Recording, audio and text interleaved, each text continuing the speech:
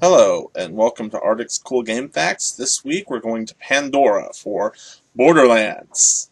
I'm not sure if you guys caught the spoiler in last week's when I held up my Borderlands 2 for the Vita. So, to start this list off, we will cover the vending machine across from Marcus's shop in New Haven. It only opens every once in a while, and it is never accessible to player 2 if you have 2 people.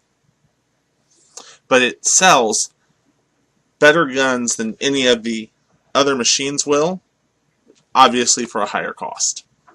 Next up, we have strange symbols, QR codes, on the debris and stuff throughout the game. If you take the time to look at them and check them out, they contain hidden messages like Marcus Munitions Incorporated, unauthorized retailer of everything that goes boom. While we're on the subject of Marcus, in his shop there is in T-Bone Junction, there is a toy car on the counter, and there's a little man inside. If you talk to him, he will say, "Hey, have you seen my gun?" Now, the red chests in the game were originally going to be harder to find. They were originally going to be a lot harder to find, but they threw that idea out. Well, there's still one that is really well hidden in Rust. In Rust Commons West. And because of this, on your first playthrough, it has some substantially better loot. After receiving the mission, another piece of the puzzle of the Blue Hut in New Haven can be entered. It has an elevator leading down to a hidden basement containing the writer. This hut cannot be entered at any other point in the game. In Moxie's red light district, on the shelf above her, there are several cool little Easter eggs, like there is a claptrap wearing a fake mustache, a Marcus bobblehead, a miniature of her announcing platform from the Underdome. There's a zombie. There's Hank Reese's hat from Zombie Island and a zombie brain that bleeds when shot. There's a pumpkin that flashes to the beat of the music. Yeah, lots of cool things. There's a claptrap in Firestone Mountains that, when viewed, is waving. But if you go up and stand next to him, he'll stand still, and the only part of him that will move is his eyes and the orb around his antenna. This can be best proven if player 1 stands down there looking up at him and player 2 goes up and stands next to him. He will cease moving. Originally, Roland was supposed to be a middle-aged Caucasian man, but they decided to change him to a black man with military background. The model for his original character, it was used instead for Marcus Kincarnade. Or Kincaid. Wow, Kincarnade. Wow, where's my brain? I think it's with Billy and Mandy.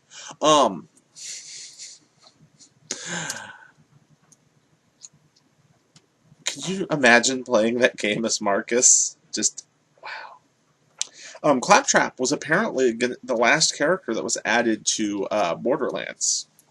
Another cool thing, the soda cans and magazines in the game have very funny things on them, like a magazine with a fat chick on it.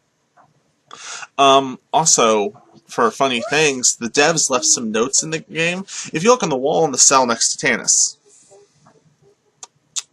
there's a gun with the flavor text, "Bring out your dead." Yeah, that's a Monty Python and the Holy Grail reference. That will be the third time I've had to point out a Holy Grail reference. So we've got one more coming for this game.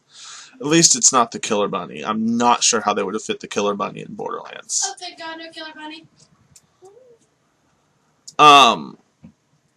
Chuck Durden, a character, is a reference to Tyler Durden, a character from Fight Club. Well, one of the 2 main characters of Fight Club, technically. And Chuck, the guy who wrote it. Mad Mel, another reference, but this one's to Mad Max and Mel Gibson. Skagzilla, reference to Godzilla. And while we're at it, there's also Mothra. The Ludicrous Speedway. Yes, Ludicrous Speed. Spaceballs, the movie. There's a couple funny achievements, like My brother is an Italian plumber. Reference to Mario. There's Pandora Dog Millionaire. Slumdog Millionaire. There is You're on a Boat. I'm on a boat and yeah. Who made that man a gunner? Spaceballs again. You can tell the people who made this game were nerds. There are some who call me Tim. Tim the Enchanter from Monty Python and the Holy Grail. That's what the reference is to. I told you there was two of them for this game. Really big nerds who made this. I love them. Now, there's also the flavor text for an item. Your move, creep. RoboCop, and at least I think so. Yeah, flavor text on a gun. We will end this with a two-part one for one of my favorite movie series of all time. When you kill the bandit Baron Flint, sometimes he drops a weapon called Boomstick. In Army of Darkness, Ash referred to a shotgun as a boomstick. Also, you can pick up an item called the Defender that says, I can do this all day, which is also a reference to Ash from Army of Darkness. Thank you for watching Artic's Cool Game Facts on Borderlands. Tune in next weekend for another video of it for another game. Please click the subscribe button, and as always, have fun.